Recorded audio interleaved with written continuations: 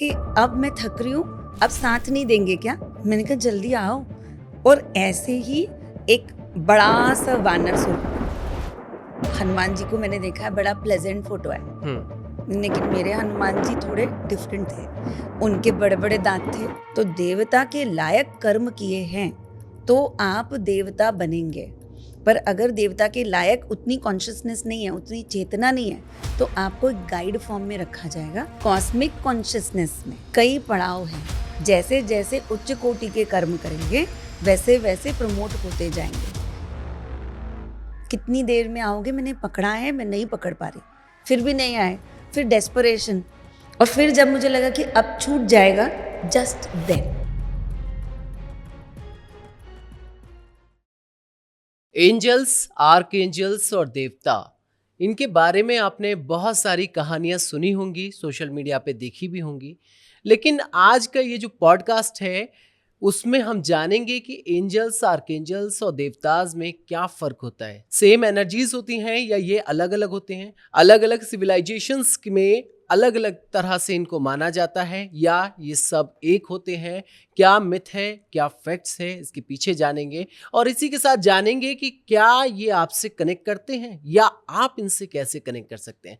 इन सारी बातों पर आज चर्चा करेंगे। जानकारी देने के लिए एक बार फिर से हमारे बीच मौजूद हैं उषा भट्ट जी। मैम, बहुत बहुत स्वागत है आज के पॉडकास्ट में। नमस्कार, धन्यवाद। कैसे हैं मैम आप? बस बहुत अच्छे। और आज फिर एक नई और इंटरेस्टिंग बात के बारे में चर्चा करने बिल्कुल आपने मुझे बताया। और आज तो हम रेल्म के बारे में बात करेंगे। बिल्कुल मैम, आज हम बात करेंगे, बहुत सारी चीज़ों के बारे में बात करेंगे। लेकिन सबसे पहले मैम, सवाल मेरा यही है कि एंजल्स वाकई में होते हैं? देखिए, मानो तो सब कुछ, न मानो तो कुछ नहीं। लेकिन अगर हम यहाँ हैं और अर्थ यानी धरती अपनी जगह घूम रही है और आकाश अपनी जगह है, रोज़ ऐसा ही है, इसका मतलब कोई तो एक डिवाइन फोर्स है जो इसे चला रहे हैं। और हमारे को कोई ना कोई तो ऐसी गाइडिंग फोर्स है जो किसी एक दिशा में रोज़ ले जा रही है। या जब हम कहते हैं कि मेरी दिशा ये नहीं, तो हमें कैसे पता कि हमारी दिशा है क्या? जब हम बोलते हैं सोल पर्पस, तो यानी कुछ तो ढूंढ रहे हैं हम। और कोई तो ऐसा फोर्स है जो कह रहा है गलत है, तब हम उसे ढूंढने शुरू कर देते हैं। तो यानी हम उसे इंट्यूशन कहें या ये कहें कि कोई एंजल आपसे कनेक्ट करके बता रहा है गलत जा रहे हो, और आप अपने सही पाथ को ढूंढना शुरू कर देते हो अचानक। तो इन सभी चीज़ों के पीछे एक डिवाइन फोर्स तो काम कर रहा है। राइट। और यही डिवाइन फोर्स है, यानी कॉन्शियसनेस, जो अवेयरनेस हमारी है, चेतना को बढ़ा रही है। और उसी को ही हम अलग अलग नामों से अभी जानते हैं। ओके। तो इनमें जैसे कि मैंने बात की एंजल्स, आर्कएंजल्स, देवता, तो क्या ये सारे लोग सेम हैं? सारी जो चीज़ें, स्पिरिट्स हैं या जो एनर्जीज हैं, वो सब सेम हैं या अलग अलग, इनमें कुछ डिफरेंसेस हैं? देखो, लेवल ऑफ प्रमोशन जैसे हमारा ऑफिस में होता है ना, उसी तरीके से समझो एक बड़ा सा कोर्ट रूम है, ऐसा मान लो। अब उसमें कोई नाइट है यानी वॉरियर, ठीक है। तो जब प्रोटेक्शन देनी होगी तो वॉरियर एनर्जी को भेजा जाएगा। जब मुझे कोई सबक सिखाना है, कोई लेसन, तो मेरे किसी गाइड को भेजा जाएगा, क्योंकि मेरा कुछ पेंडिंग काम होगा, तो गाइड। और मैं एक एक करके बताऊंगी कि कौन कौन से हैं। और अलग अलग, क्रिश्चियनिटी में नाम अलग हो सकता है, हमारे यहाँ हिंदुइज्म में नाम अलग हो सकता है, लेकिन जो जो कॉन्शियसनेस है उसका तो कोई धर्म भी नहीं है और उसका कोई रिचुअल भी नहीं है।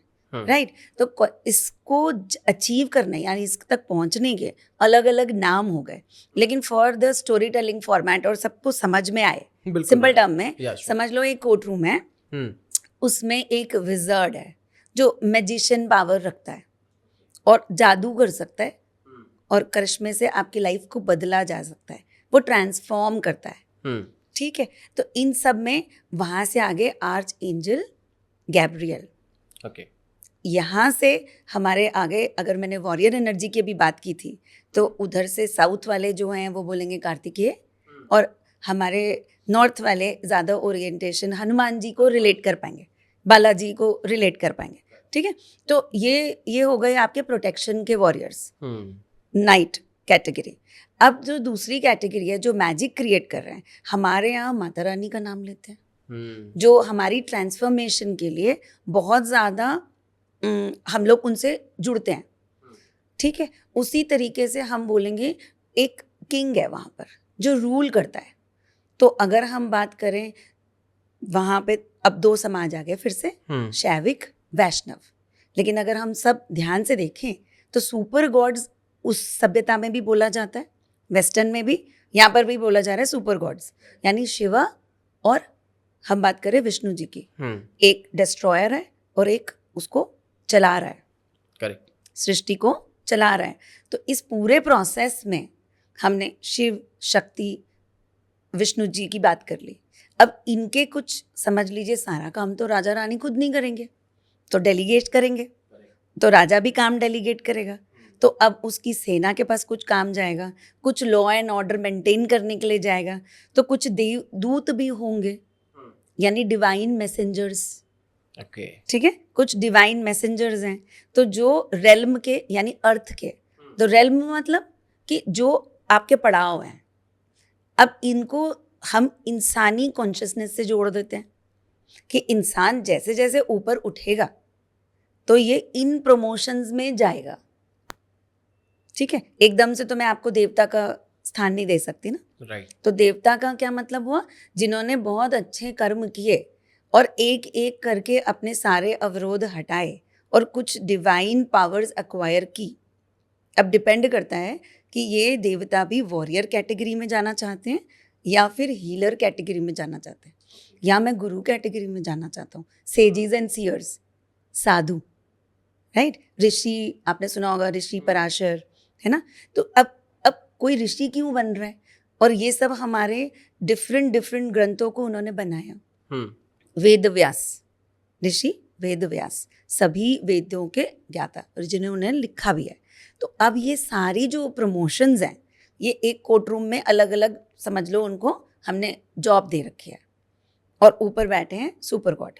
अब आप इसको वेस्टर्न टेक्निक में देख लो या हिंदुइज्म में देख लो, लेकिन बात क्या है, सब तरफ ऐसा ही काम चल रहा है, क्योंकि आकाश तो एक है, परब्रह्म तो एक है, नाम आप अलग अलग तरीके से बुला लीजिए। तो अब अगर इसको मैं थोड़ा सा टेक्निकल कर दूं, कॉस्मिक कॉन्शियसनेस में कई पड़ाव हैं। जैसे जैसे उच्च कोटि के कर्म करेंगे वैसे वैसे प्रमोट होते जाएंगे। तो अलग अलग रेल्म हैं, यानी अलग अलग लोक हैं, और आदमी अपने कर्मों के हिसाब से उन कर्मों को करते हुए आगे परम ब्रह्म की तरफ जाएगा, ऐसा ही बोला गया, यानी सुपर कॉन्शियसनेस। ओके, तो यानी वो पहले गाइड बना, फिर उसके बाद में वो देवता बना, लेवल वाइज बना, और फिर उसके आगे उसने और ध्यान और तप किया, तो फिर वो आगे आर्कएंजल कैटेगरी, ओके, ठीक है जी, और डेटी कैटेगरी में आ गया। पर अभी वो भगवान नहीं बना। भगवान जब बनेगा तो सुपर कॉन्शियसनेस में असीम प्रकाश में मर्ज हो जाएगा। तो जब तक उसके लिए कार्य करने के लिए है, विकास के लिए मार्ग है, वो रेल्म दर रेल्म, पड़ाव दर पड़ाव ऊपर जाता जाएगा। तो ऐसा ही इसको माना जाए, लेकिन ऊपर जा सकता है, नीचे भी तो जा सकता है ना। अगर गलत कर्म कर रहे हैं तो मेरा पतन भी तो हो सकता है। तो इसका मतलब जो हम असुर, राक्षस, हमारी कॉन्शियसनेस का कितना पतन हो रहा है, तो हम उसको राक्षस प्रवृत्ति से जोड़ देते हैं, इसकी राक्षस प्रवृत्ति है। ऐसा तो नहीं है इसका गण असुरों का है, तो ये क्यों बोला गया, क्योंकि ट्रेट है।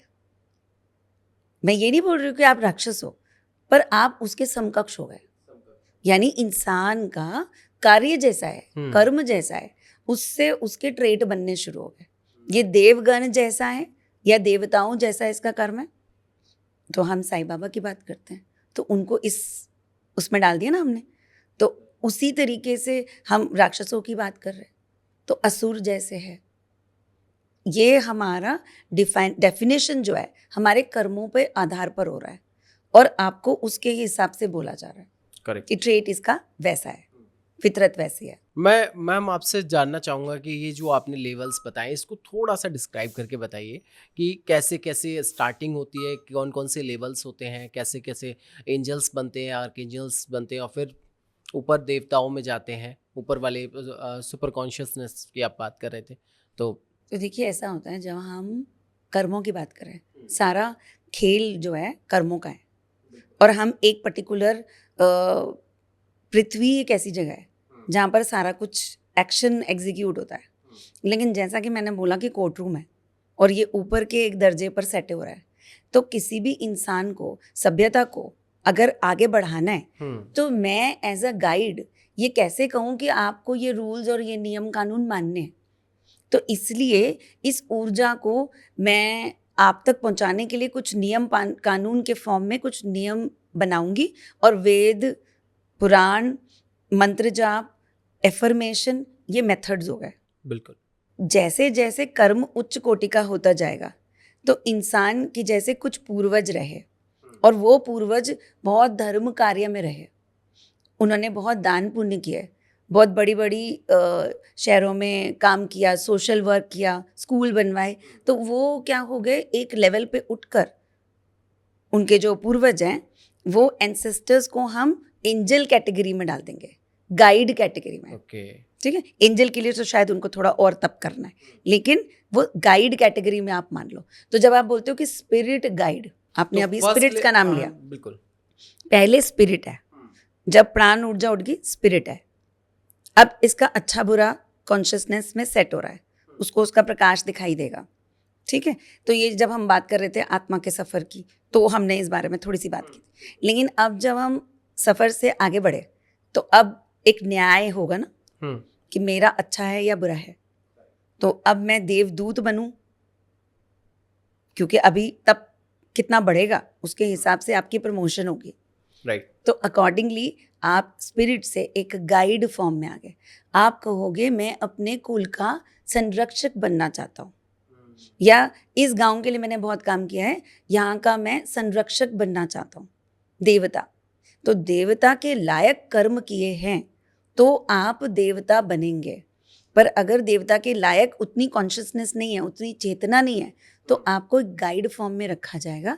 आप कितना कार्य कर पाओगे और कितना उसका संचालन वाइजली कर पाओगे, और धीरे धीरे सोल जितनी पुरानी होती जाएगी उसकी ऊर्जा उतनी बढ़ेगी, अकॉर्डिंगली वो देव की तरफ आगे बढ़ जाएगा। तो कंपैरिजन कर लो इंद्रदेव से, इंद्रदेव से तो कितनी ही सिविलाइजेशंस हैं उनमें तत्वों की पूजा की जाती है। अब आप ये देखो कि क्या मेरे गाइड या कुल के जो मेरे एंसेस्टर हैं, क्या वो बारिश करवा सकते हैं? नहीं करवा सकते। पर वो मुझे रास्ता भटक गए हो, तुम गलत आदतों में हो, मुझे सपने में आके सही रास्ते पे जाने के लिए गाइडेंस दे सकते। करेक्ट।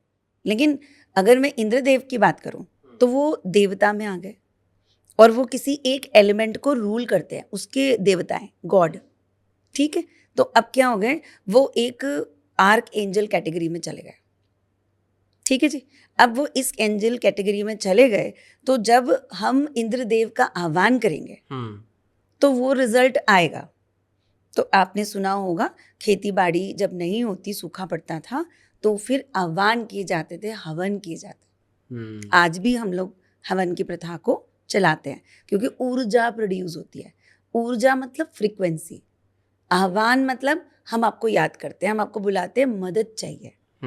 तो इंसान जितना कर पाता है उसने कर लिया, हल जोत लिया, सब कुछ कर लिया, लेकिन अब अगर पानी नहीं है, सूखा पड़ गया, तो पानी की देवता की जरूरत पड़ रही है ना, तो आप इंद्रदेव को याद कर रहे हो। पर ये आपको किसने बोला कि इंद्रदेव को याद करो तो बारिश हो जाएगी? ये आपका गाइड बोल रहा है कि देख हमारी ये प्रथा है। जो बोला जाता है, एक ऐसी दंत कथा है कि गांव में एक को सपना आया और उससे बोला कि देखो तुम ऐसे ऐसे फला देवता की पूजा करो और सब लोग यहाँ पर कुछ कुछ दान पुण्य करो, आह्वान करो, उनका नाम लो, और इतने दिन पूजा करोगे तो बारिश हो जाएगी। पहली बात तो फेथ हो गई, दूसरी बात तो अनक्वेश्चनिंग सरेंडरेंस होगी, राइट। तीसरी बात मेरा भाव हो गया, चौथी बात मैं कुछ तो अर्पित करूं। जो जिसका सामर्थ्य है वो किया, और सब ग्रुप एनर्जी ने मिलकर उनका आह्वान किया, तो वो एलिमेंट एक्टिवेट हो गया। और जब एलिमेंट एक्टिवेट हो गया तो हमने कहा इंद्रदेव ने आपको बारिश दे दी। ठीक है, ऐसे ही आप में इंडिविजुअल लेवल या ग्रुप लेवल पर मैनिफेस्टेशन जब करते हैं या हम आह्वान करते हैं, हवन अनुष्ठान करते, तो उनकी पावर बढ़ती जाती है और उससे उस देवता का एक्टिवेशन किया जाता है, यानी रिचुअल्स के माध्यम से उनका एक्टिवेशन किया जाता है। तो अलग अलग संस्कृतियों में अलग अलग मेथड बोले गए। मैम, एंजियोलॉजी की बात करते हैं, इसमें किस तरह से एंजल्स और आर्क एंजल्स को डिस्क्राइब किया गया है? देखो, एंजलॉजी ये कोई ऐसा गूढ़ ग्रंथ नहीं है ना। आप मान के चलो कि एंजल्स एग्जिस्ट करते हैं। अब एंजल्स को आह्वान करना है, तो आपको अगर मैं एक एग्जाम्पल दूं कि हनुमान जी को याद करें तो हनुमान जी ज़रूर आते हैं।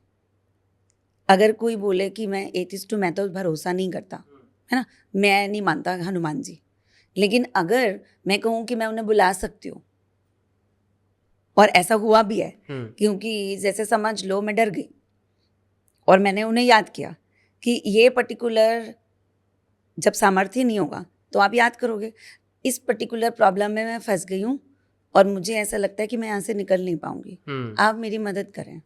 तो और सडनली मेरे सामने कोई ऐसी ऊर्जा जो मेरे पैरों से ऊपर की तरफ चल रही है, यानी पैरों में समा रही है, और मुझे लग रहा है मेरी बॉडी विशाल हो रही है और चौड़ी हो रही है और चौड़ी हो रही है, और मुझ में असीम ताकत आ रही है जहाँ मैं अभी 2 मिनट पहले उठ भी नहीं पा रही थी। और मुझे ऐसा लगा ये वाली हीलिंग करके मैं बिल्कुल ड्रेन्ड हो गई। तो शायद अननोइंगली मैं किसी चीज़ के कांटेक्ट में आ गई, सुरक्षा के बावजूद। ठीक है, तो थोड़े डरावने एक्सपीरियंसेस हैं, तो मैं सबको डराना तो नहीं चाहूँगी। मैं चाहूँगा कि आप अपने कुछ एक्सपीरियंसेस भी शेयर करें, तो मेरे को थोड़ा सा समझ में आएगा, और मुझे लगता है जो लोग दर्शक हमारे देख रहे हैं उनको भी थोड़ा आसान भाषा में समझ में आएगा। आसान भाषा में ऐसा है कि मैं एक केस कर रही थी, और उस केस में तब तक मुझे पता नहीं, और उन्हें भी नहीं पता था कि नेचुरली भाई साथ पे क्या कैरी कर रहे हैं। तो हम कुछ ये पता लगा रहे थे कि क्या घर में सचमुच कुछ इविल एनर्जीज या कुछ घटनाएं घटती हैं। अब तब तक ये क्लैरिटी नहीं थी कि एक्चुअली में क्या चल रहा है उनके घर में, क्योंकि उन्होंने मुझे कुछ कुछ ऐसे एपिसोड बताए कि उनके घर में इस तरीके के नुकसान होते हैं और बिजनेस में कैसे कैसे घाटे हुए, और जिसकी वजह से आज मतलब 1 करोड़पति से ये स्थिति उनकी हो गई। तो हमने अब चेक तो करना ही है, तो मैंने डाउजर का इस्तेमाल किया, क्योंकि कई बार ऐसा होता है कि आप सीधा हाथ ना लगाएं, आप पहले चेक कर लें, वो ज़्यादा बेटर रहता है, क्योंकि आपके पास अस्त्र शस्त्र हैं तो आप हमेशा चेक कर सकते हो। तो चेक किया तो नेगेटिविटी, और वो नेगेटिव में घूम जाता है डाउजर, और उसकी स्पीड से पता चल जाता है कि कुछ तो है। और मेरा डाउजर बिल्कुल सुदर्शन चक्र जैसे चलने लगे। एक्चुअली मैं उसको हमेशा सुदर्शन चक्र ही बोलती हूँ, क्योंकि वो ऐसे चलता है कि कोई चीज़ सामने आएगी वो उसको काट देगा। अब इतना फोर्स वो तभी लगाएंगे ना जब कुछ या तो बहुत हायर लेवल की चीज़ उसके सामने आ रही है तो बहुत प्रसन्न है, या कोई ऐसी चीज़ जिसको वो काटना चाह रहा है ज़बरदस्त। करेक्ट। अब इस स्टेज पे आके मुझे एक सिग्नल तो मिल गया, कुछ तो है, और अगर ये नेगेटिव में घूम रहा है तो आज तो कोई चीज़ आ गई है। अब आ गई है तो यानी कोई चीज़ इतनी पावरफुल है, क्योंकि हमारे भी तो अपने तरीके हैं ना दरवाज़ों को लॉक करने के, जगहों को सिक्योर करने के, लेकिन उसके बावजूद भी अगर कोई चीज़ आ गई तो वो पावरफुल होगी। राइट। अब एक चीज़ आपको हमेशा समझ में आ जाती है आउट ऑफ एक्सपीरियंस कि किसी चीज़ को चैलेंज नहीं करना चाहिए, और आपको कभी ये सोचना नहीं चाहिए आपसे बड़ी ताकत एग्जिस्ट नहीं करती। लेकिन आपके पास एक ही कॉन्फिडेंस है कि जो आपकी गाइड है और जो आपका सुरक्षा कवच है वो मजबूत है। ठीक है, तो अब घबराहट और वहाँ पर जो वेट और जो कमरे में दबाव और जो कमरे का टेम्परेचर हुआ, तो जिनका हम चेक कर रहे थे वो तो आंख बंद करके एकदम जैसे लुढ़क जाते हैं, वो तो वैसे हो गए। अब हम थोड़ी ताकत लगा रहे हैं, होल्ड कर रहे हैं, और मैं उस जगह को होल्ड कर रही हूँ, क्योंकि अपना स्थान कभी नहीं छोड़ना, ये पहला लेसन है। दूसरा, डरना कभी भी नहीं, ये दूसरा लेसन है। ताकत लगाओ, ये तीसरा लेसन है। चौथा लेसन है, जब ज़रूरत पड़े हम साथ में हैं। ठीक है, इतना तक तो मुझे पहाड़ा पढ़ाया हुआ है, मेरे ही गाइड्स ने तो पढ़ा हुआ है, तो लगा रहे हैं। और मैंने कहा जल्दी आओ, कितनी देर होल्ड करूँ, जल्दी आओ, कितनी देर होल्ड करूँ, मैं नहीं रोक पाऊंगी। और मैं दोनों हाथों से प्रेशर लगा रही हूँ, क्योंकि अभी इस समय समझ नहीं आ रहा है, और डर तो है अंदर से, लेकिन भरोसा भी कि आ तो जाएंगे ही। ठीक है, आएंगे। अभी तो मैंने होल्ड किया है, तो मैंने उनको बोला अब आ रहे हो या नहीं आ रहे हो। एंड जब मुझे लगा कि नहीं, ये तो मेरी एनर्जी अब खाता जा रहा है, और धीरे धीरे लेग्स में ट्रेम्बलिंग और ये सब, तो मुझे लगा क्या आज हो गया, बस अब साथ नहीं देंगे क्या। और जहाँ मेरा ये थॉट शिफ्ट हुआ कि अब मैं थक रही हूँ, अब साथ नहीं देंगे क्या? मैंने कहा जल्दी आओ। और ऐसे ही एक बड़ा सा वानर स्वरूप, और आप हनुमान जी को मैंने देखा है, बड़ा प्लेजेंट फोटो है ना, वानर स्वरूप बड़ा ही सुंदर प्लेजेंट स्वरूप है। लेकिन मेरे हनुमान जी थोड़े डिफरेंट थे, उनके बड़े बड़े दांत थे, और एक बार को तो मैं ही देखती रह गई जो स्वरूप मैं सामने देख रही हूँ, और सच में ही कोई डिवाइन लाइट और कोई बत्तियां जले ऐसा कुछ नहीं हुआ। मुझे ऐसा लगा कोई बहुत विशालकाय जीव मेरे सामने है जिसके बड़े बड़े दांत हैं, और वो ऐसे कि जैसे सीधा आए धम धम और टांगों से घुसते हुए मेरी बॉडी के अंदर। That's all. इसके आगे की कोई डेफिनेशन मेरे पास नहीं है। मतलब लेग्स जो ट्रेम्बल कर रही थी वो एकदम विशाल और विशाल और विशाल, और मुझे लगा मैं इतनी सी हूँ पर कहाँ जा रही हूँ, मैं कितनी चौड़ी हो गई मुझे नहीं मालूम। मेरा एक क्वेश्चन है यहाँ पे, मैं आपको रोक रहा हूँ, क्या विजुअलाइजेशन भी होता है या सिर्फ फीलिंग्स के अकॉर्डिंग चलता देखिए मैंने तो देखा, और मेरी देखने की कैपेसिटी है, ये मैं बताती हूँ। आई एम अ लिटिल क्लेयरवॉयंट, क्योंकि अमूमन काफी क्लेयरवॉयंट। बिल्कुल अमूमन ये होता है कि सिर्फ फील होता है वैसा, लेकिन दिखाई नहीं देता, तो नहीं। इसलिए मैं पूछना चाह रहा हूँ। आप फील भी करते हैं, ओके। आप बुलाते भी हैं, ये एनर्जेटिक कम्युनिकेशन होता है। मैं चिल्ला चिल्ला के बचाओ बचाओ नहीं बुला रही थी, नहीं तो बाहर से लोग आते। राइट। ठीक है, एनर्जेटिक कम्युनिकेशन है, क्योंकि मैं अपने देव को बुला रही हूँ, सुरक्षा के कवच को एक्टिवेट कर रही हूँ, तो वो बाहर दरवाजे पे तो खड़े नहीं है, एनर्जेटिक वाइब्रेशन से बुला रही हूँ। कितनी देर में आओगे, मैंने पकड़ा है, मैं नहीं पकड़ पा रही, फिर भी नहीं आए, फिर डेस्परेशन, और फिर जब मुझे लगा कि अब छूट जाएगा, जस्ट देन वो अपीयरेंस मेरे सामने थी, वो रूप मेरे सामने था। और ऐसा नहीं कि उन्होंने मुझे आके हेलो बोला है, बस आए, देखा और एंटर्ड द बॉडी। तो जो अभी शिवरिंग बॉडी थी वो एकदम छोटी से बड़ी बड़ी बड़ी, और मुझे ऐसा लगा मैं अपना ऑरा महसूस करती हूँ, वो और बड़ा और बड़ा, और कितना बड़ा हो गया मुझे नहीं पता। मैं एक विशाल काय जीव में कन्वर्ट होते देखा मैंने खुद को, और जो सामने एनर्जी मुझे दबा रही थी उस एनर्जी को मैंने वहाँ से हटते भी पाया। नेक्स्ट मेरा क्या था ये तो मैंने देखा, लेकिन क्योंकि ये एनकाउंटर हो रहा है, मेरा पहला आया कि इनके ऊपर डाला पानी, तो ये थोड़े रिवाइव हुए, और मैंने इनको बोला कि एनर्जी नेगेटिव है, हमें काम करना पड़ेगा। ठीक है, हील किया, ग्राउंड किया, क्योंकि आप मैदान नहीं छोड़ सकते, और आपको प्रोटेक्शन भी इसलिए मिल रही है कि आप मैदान नहीं छोड़ोगे। राइट।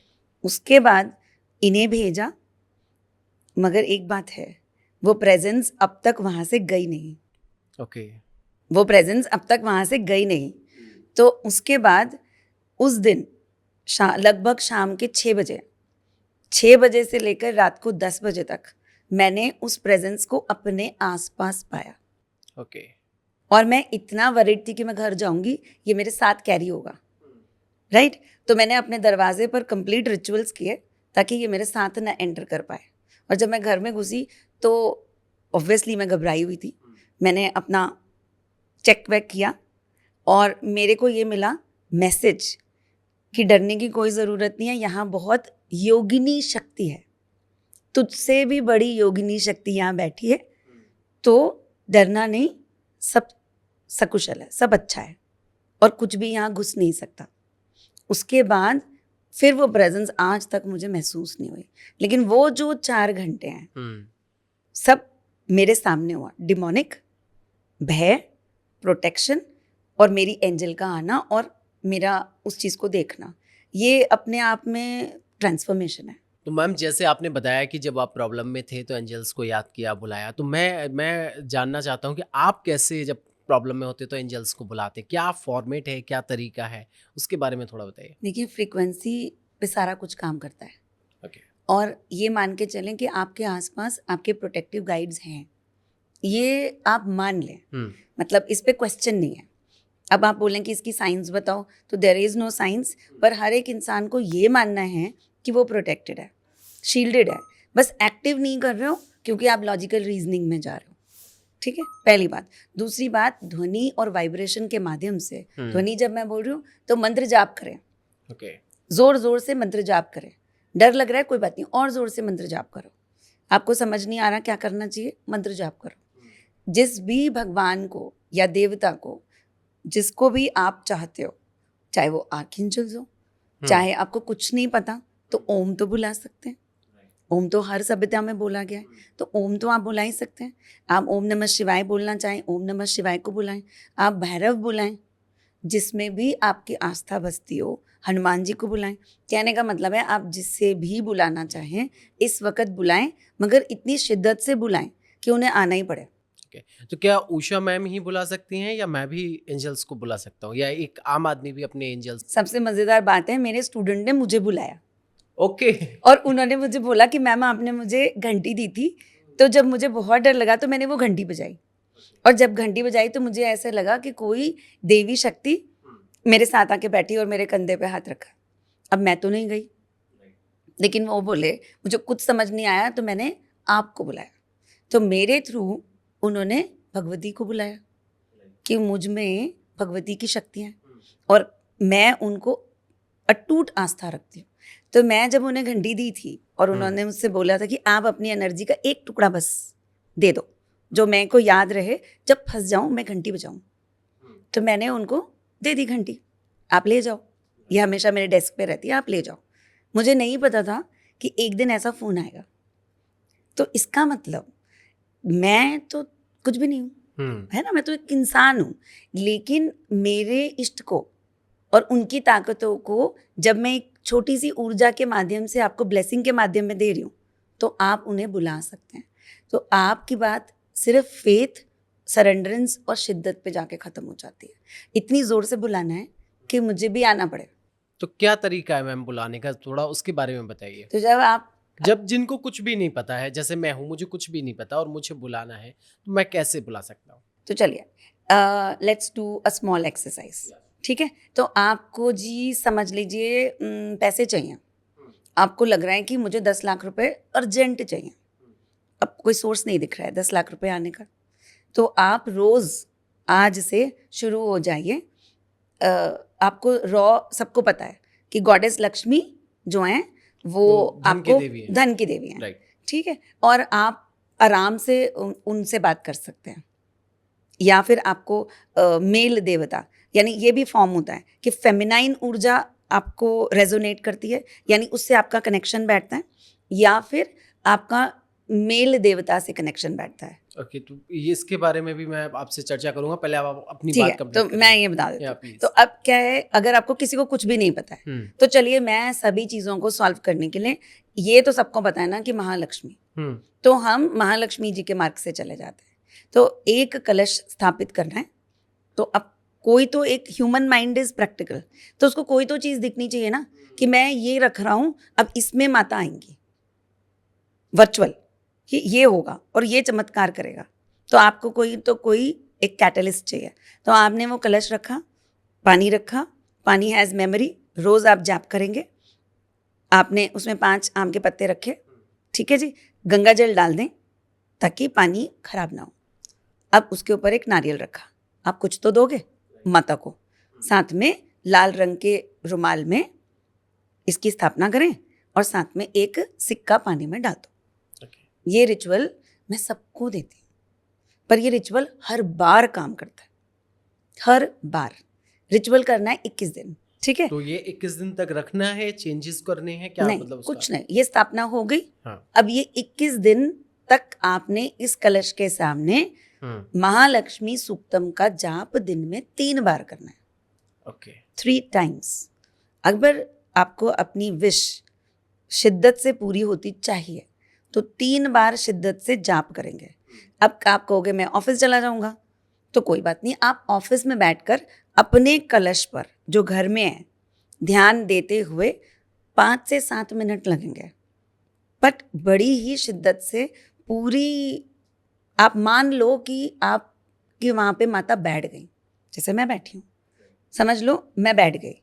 तो अब आप मुझे वहाँ से फ़ोन कॉल लगा रहे हो कि माता लक्ष्मी मेरे कलश में मेरी विश है, आप ध्यान रखना, और इसके बदले में ये नारियल है और मैं ये सूक्तम आपके लिए करता हूँ, प्रसन्न हो जाओ। ठीक ये है, सारा एनर्जी से चल रहा है, एनर्जी से चल रहा है। आप virtually चल नेचुरली रहा है। फोन तो नहीं कर रहे हो ना, राइट राइट, लेकिन एनर्जी से मुझे फोन कॉल लगाओगे तो मैं सुनूंगी ना। करेक्ट। तो ये एक प्ले, आप समझो, हम्म बिल्कुल प्ले जैसा करोगे तो एग्जीक्यूट होगा, हम्म, क्योंकि प्ले में लॉजिकल रीजनिंग नहीं होती है ना। अब शाहरुख खान कहाँ आकाश में से कूद जाता है, लेकिन आप मान लेते हो ना कि शाहरुख खान भाई कूद गया, ठीक है जी, सलमान खान ने ये कर दिया, तो वैसे ही मानो ना कि माता करेंगी, क्यों क्वेश्चन करना उधर। तो आप मानो कि मैं यहाँ बैठी हूँ और मैं ब्लेस करूंगी 21 दिन तक 3 टाइम आप ये करें, शिद्दत से करें, और माने कि माता बैठेगी और आपको तथास्तु बोलेगी। जब आप इतने लेवल का डिवोशन मुझे दे दोगे, मूवी में देते हो रोना धोना, एकदम से पावर आ जाती है, हम भी सलमान खान, तो यहाँ पे भी दे दो। जब आप वो सरेंडरेंस, वो ऊर्जा मुझे दे दोगे, तो 21 दिन के बाद मैं भी तो बदले में कुछ दूंगी, वरदान। तो मैं आपको उस पैसे का वरदान दे दूंगी, ठीक है। ये तो हो गया मैनिफेस्टेशन, कि आपको नौकरी चाहिए थी, आपको पैसा चाहिए था, शिद्दत दी और वरदान मिल गया। पहले ज़माने में हजारों वर्षों की पूजा की जाती थी या तप किया जाता था। आज का आदमी सिर्फ मंत्र जाप कर ले और शिद्दत से डिवोट कर ले, तो कलयुग में उसको भी 1000 वर्ष के तप का स्थान दिया गया है। ऐसा कहीं पे भी लिखा है, आप ढूंढ लो, ठीक है, गूगल बाबा की चाहे आपको मिल जाएगा। लेकिन मैं ये कह रही हूँ कि शिद्दत नहीं है तो शिद्दत ले आओ, ये वाइब्रेशन से फोन कॉल लग जाएगा। और जैसे ही उन्होंने तथास्तु बोला, फट से पकड़ लिया अपना पैसा, और कहीं से भी आए आपको क्या, पैसा आ जाएगा, पैसा आ जाएगा। चाहे लैंड से, सेल परचेज से, कोई आपके नाम कर जाए, उससे आप छोड़ो, आप बस विश्वास रखो कि आएगा।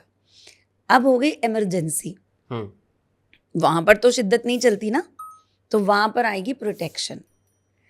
अचानक किसी मोड़ पर एक्सीडेंट, तो जैसे एक वापस से एक स्टोरी से बताती हूँ। अब ये रियल लाइफ इंसिडेंट है, स्टोरी नहीं है, मगर मैं अच्छी खासी बैठी थी, वॉशरूम में स्लिप हो गई, ठीक है। अब ये इतना कैजुअल नहीं था, मैं जैसे ही वॉशरूम में एंटर की, मेरे को पेट दर्द हो रहा था और मुझे अचानक लगने लगा कि मेरी एनर्जी ड्रेन हो रही है। तो मैंने ये अक्सर ऑब्जर्व किया है कि जब भी एनर्जी ड्रेन हो रही होती है, कुछ ना कुछ कारण होता है।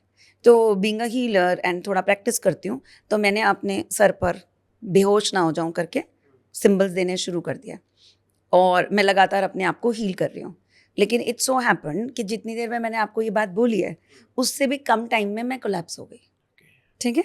और शायद लास्ट मुझे याद है, मैंने मास्टर सिंबल्स और कुछ सिंबल्स अपने सर पे दिए हैं, और उसके बाद मैं फेंट हो गई और मुझे कुछ नहीं पता कि क्या चल रहा है।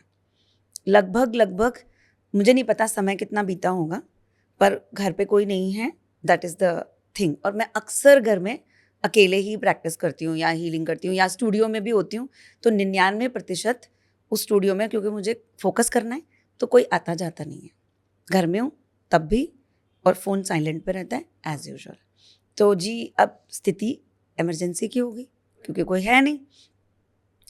अब मैं बाथरूम में फेंट हुई, कितनी देर उठी मुझे नहीं पता, मुझे सिर्फ इतना याद है, ठंडा है, वेट है, और आँख खोलने से पहले मैं ये सोच रही हूँ कि मैं तो बेड पर थी, ये ठंडा गीला क्या है।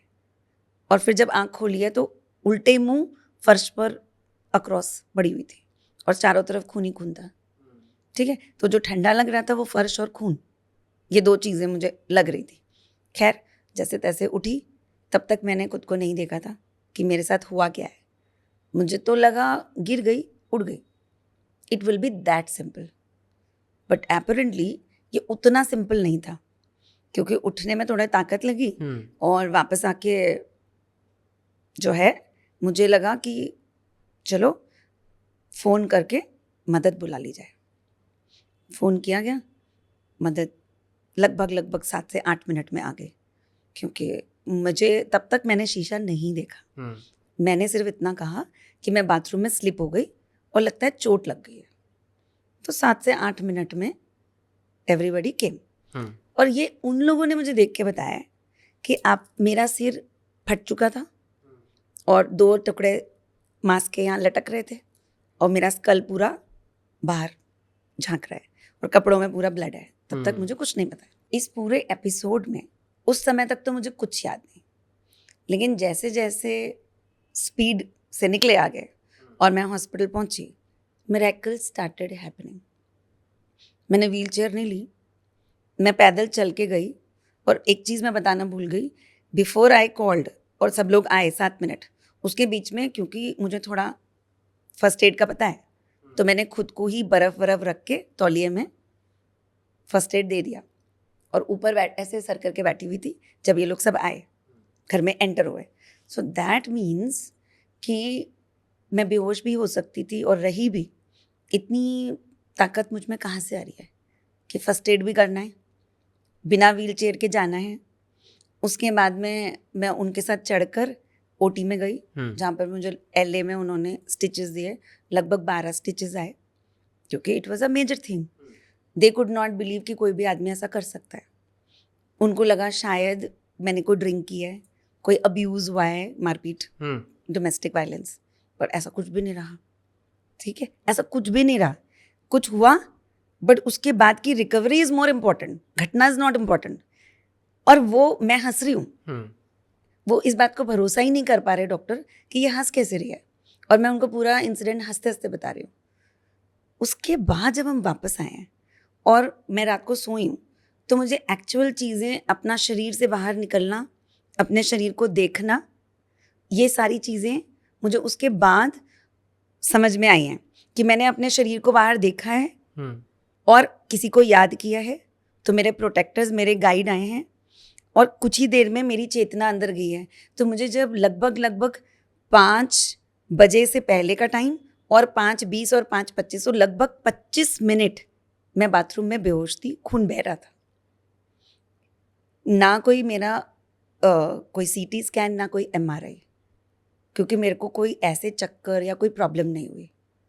और उस दिन से आज दिन तक मैं बिल्कुल ठीक हूँ, और मेरे ध्यान से देखने पर ही ये कट पता चलता है, अदरवाइज किसी को नहीं पता।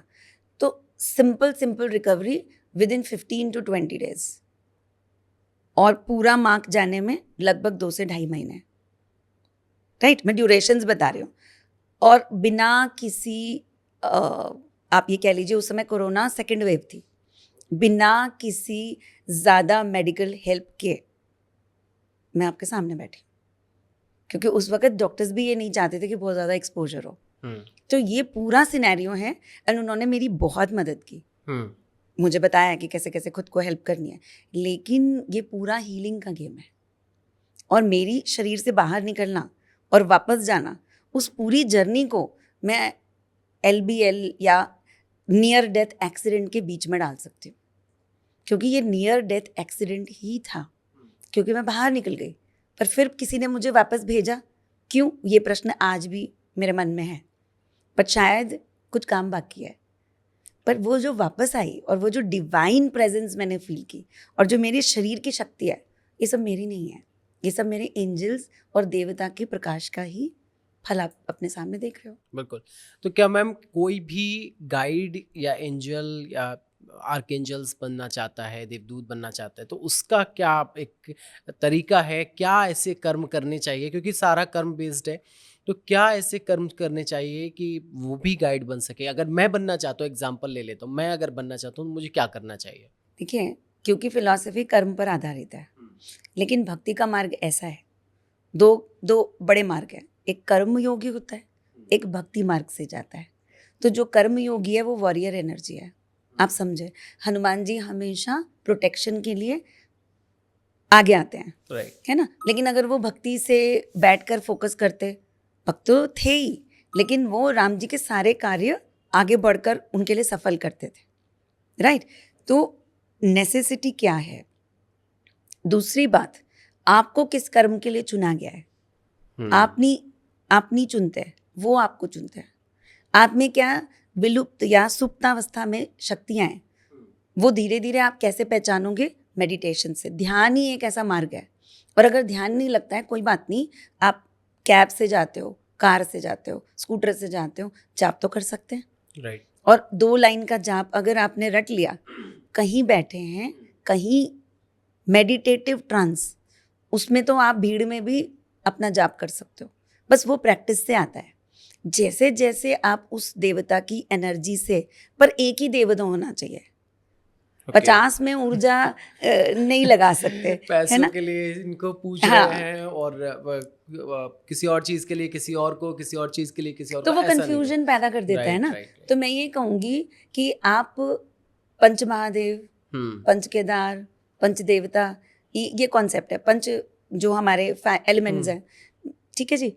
तो पंच तत्व, अब मैं मानती हूँ कि इन सभी को आप कर सकते हैं, मैनिफेस्ट कर सकते हैं, इन सभी को आप पूछ सकते हैं, सिद्ध कर सकते हैं। लेकिन आप ये देखो ना, ये विद्या है अगर, टेक्निक है अगर, तो एक बार में एक ही करोगे। पूजा तो आप 10 की कर लो, लेकिन सिद्ध करना है अगर कि वो मेरे साथ रहें, तो 1 by 1। अब 1 पहले हो जाए वो बड़ी बात है, तो एक पे ध्यान लगाओ और चूज कर लो कि मैं लड़ सकता हूँ कि मैं बचा सकता हूँ। ठीक है, तो ये एक बात हो गई। या फिर मैं तो भक्त हूँ, लड़ाई मेरा काम नहीं, ठीक है, तो सिर झुका लो, सरेंडरेंस में आ जाओ और उसी देव को याद करो जो वो वाली ब्लेसिंग देता है आपको। तो डिफरेंस समझ लो। अब हनुमान जी और कार्तिकेय तो वॉरियर है, तो आपको वॉरियर बनाएंगे, बिट जाओ, देख लेंगे, है ना। काल भैरव हम देख लेंगे, माँ काली, जो वॉरियर एनर्जी है ये उनके सामने आती है। तो देवता भी बंदा देख के बात करता है, राइट। और वो प्रकाश उसको मिलता है। लेकिन अगर बहुत ही भावुक आदमी है, भक्त आदमी है, तो वो गुरुद्वारे से भी एसोसिएटेड हो सकता है, ठीक है जी। वो राम जी की सेवा कर सकता है। तो आपके कौन से अपने अपने राम, एक बात है ना, आपकी कौन सी एनर्जी है, वो एनर्जी, वो एसेंस देखकर वो देवता आपसे एसोसिएट हो जाएगा। तो कई लोग मुझसे पूछते हैं मैम आप बता सकते हो मेरे कुल देवता कुल देवी कौन से हैं? देखिए वो तो बता सकते हैं कि आपके कुल देवी और देवता आपकी एनर्जी में होंगे जिनको आपने पूजा है। तो मैं विजन के थ्रू किसकी एनर्जी है पहचान कर आपको बता सकती हूँ, लेकिन आपके इष्ट है मैं वो भी बता सकती हूँ। इष्ट वो है जो आपने सिद्ध किया है, ठीक है, और वो आपने कई टाइम्स में सिद्ध किया है, उनको पूजा है, उन्होंने आपको ब्लेस किया है, वो ऊर्जा वो आकार में आपको बता सकती हूँ। इस तरीके से है, पर उनका नाम कई बार आता है, कई बार नहीं भी आता। तो मेन बात यह है कि जिसके राम हैं वो भक्त बने और सिर झुका के बैठ जाए तो राम उसको ब्लेस कर देंगे। That is how it is, और it is a very simple process.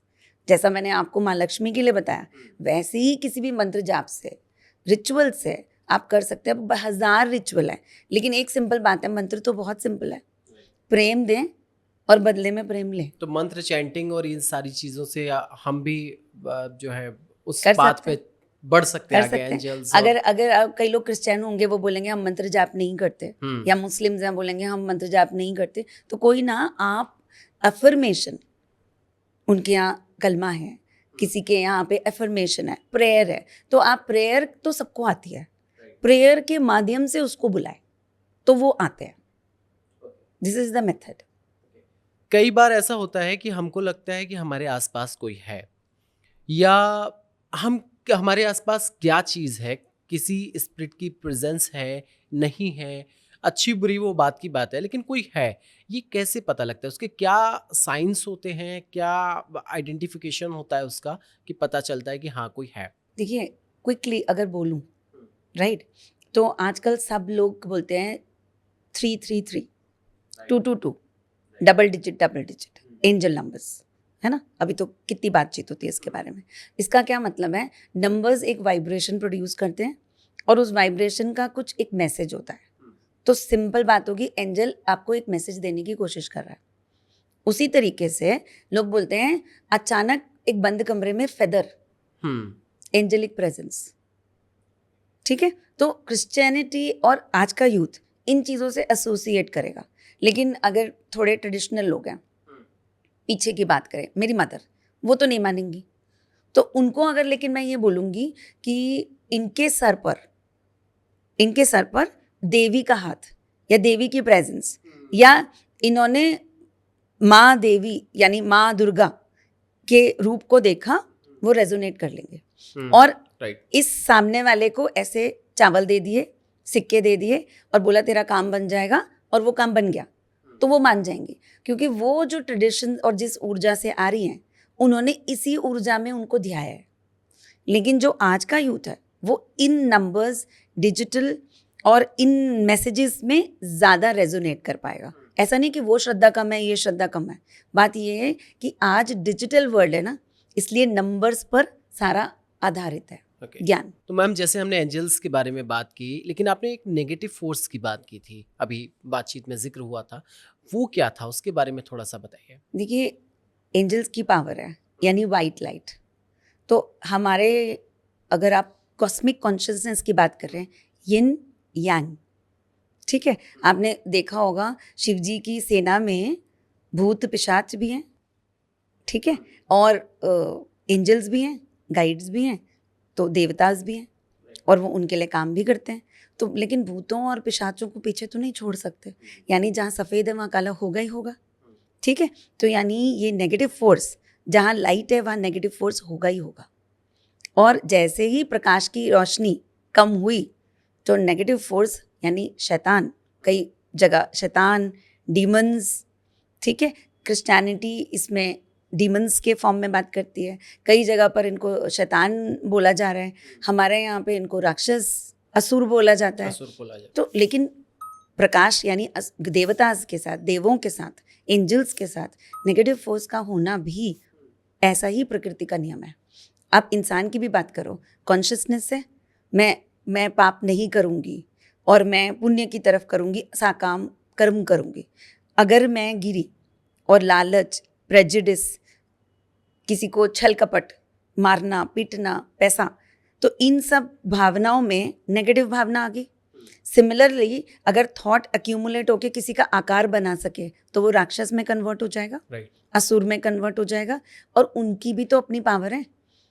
अगर कोई इंसान, पैसा कमाना बुरा नहीं, लेकिन अगर पैसा कमाने के लिए दूसरों को ठगी शुरू कर दे, या फिर फॉर दैट मैटर मारपीट शुरू कर दे, और उसका चोरी चकारी डकैती, तो वो एक असुर से कंपैरिजन किया जा सकता है। पर ये डार्क फोर्स है, पर अमीर तो है, राइट। ठीक है। तो बहुत सारे लोग लालच में, पावर पैसे के लालच में नीचे गिरना मंजूर कर लेंगे, यानी पतन हो रहा है तो हम कह रहे हैं पाताल। एंजल्स कहाँ रहते हैं? हायर रेल्म में, ऊपर उठ रहे हैं सफेद प्रकाश की ओर, और पाताल मतलब नीचे की तरफ। तो यानी धरती पर अगर इंसान नेगेटिव सोच रहा है तो वो पाताल की तरफ जा रहा है, उसका पतन हो रहा है। तो वहाँ डिमोनिक शक्तियाँ उस पर कंट्रोल बनाएंगी। तो उस दिन उस कमरे में, क्योंकि उनके साथ कोई डिमोनिक शक्ति, ठीक है, इस केस में हम एक डिमोनिक शक्ति से डील किए, जिसमें मुझे अपने इष्ट को बुलाना पड़ा और उन्होंने मुझे प्रोटेक्शन दी, बट अकेले तो मैं नहीं कर पा रही थी, तो 1+1 करके तो कर पाए ना। तो इस तरीके से कहने का मतलब है कि प्रकाश को आना पड़ा जब कालेपन ने मुझे पीछे धक्का देना शुरू किया, ठीक है। तो इससे पहले कि वाइट कंप्लीट ब्लैक हो जाए, एंजल्स ने धक्का लगा दिया। करेक्ट। लेकिन हर इंसान के पास सुप्तावस्था में इतनी अवेयरनेस है कि मैं बुलाऊं। वो शायद लालच में, किसी लोभ में, जलन में, गुस्से में, वायलेंस में नीचे चला जाएगा, और जब वो नीचे जाएगा तो असुर शक्तियाँ उसे ज़रूर पकड़ेंगे। कुछ ऐसा अनरिजॉल्व कर्मा है जिसको करके ही वो उठ पाएंगे, तो भी करेंगे सोल कॉन्ट्रैक्ट। तो ये उनसे काम होगा, जिसको अधर्म बोला जाता है। तो अधर्म करने के बाद सुधरेगा तो अधर्म करने के बाद ही सुधरेगा, राइट। तो जहाँ राम है वहाँ रावण भी है, ऐसा है। Right. Thank you so much ma'am, आपने बहुत सारी जानकारियाँ साझा की, और मुझे लगता है कि बहुत सारे जो मिथ और फैक्ट्स थे लोगों के जहन में चल रहे थे, एंजल्स, आर्क एंजल्स और देवताओं को लेकर, स्पिरिट प्रेजेंस को लेकर, वो बहुत हद तक उनके जो है ख़त्म हुए होंगे, और आपने तमाम जानकारियाँ साझा की। Thank you so much for coming. Thank you.